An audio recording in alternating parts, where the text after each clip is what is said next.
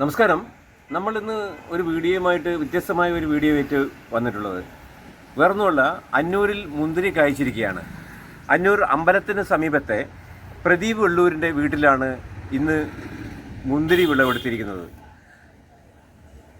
ഇതിൽ 60 കുലകളാണ് ഇന്ന് വിളവെടുപ്പ് എടുത്തത്.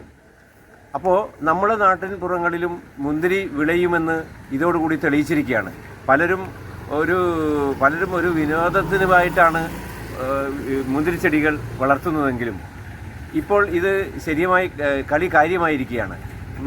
വെള്ളൂരിൽ മുന്തിരി വിളവെടുപ്പ് വളരെ തകൃതിയായി തന്നെ നടന്നു. അതുകൊണ്ട് തന്നെ നമുക്കിനി ഈ കാര്യത്തെക്കുറിച്ച് ഇത് എങ്ങനെയാണ് നട്ടു വളർത്തുന്നതെന്നും ഇതിന് എന്തൊക്കെ വളങ്ങളാണ് കൊടുക്കുന്നതെന്നും ഇതിനെ എങ്ങനെയാണ് പരിപാലിക്കേണ്ടതെന്നും നമുക്ക് ആ വീട്ടുടമയോട് തന്നെ ചോദിച്ച് അറിയാം. 2 വർഷം മുമ്പ് ചെറിയ 2 തൈകൾ കൊണ്ട് നട്ടതാണ്. കഴിഞ്ഞ വർഷം അത് 10ഓളം കുലകൾ മാത്രമേ കിട്ടിയിട്ടുള്ളൂ. ഈ വർഷം അതൊരു 10-60 കുലകളോളം ലഭിച്ചിട്ടുണ്ട്. ഇതിൻ്റെ വള്ളി കൊണ്ട് നടുമ്പോൾ അടിവളമായി വേപ്പിൻ പിണ്ണാക്ക്, ചാണകപ്പൊടി, എല്ലിൻ പൊടി എന്നിവയാണ് ഇട്ടിരുന്നത്.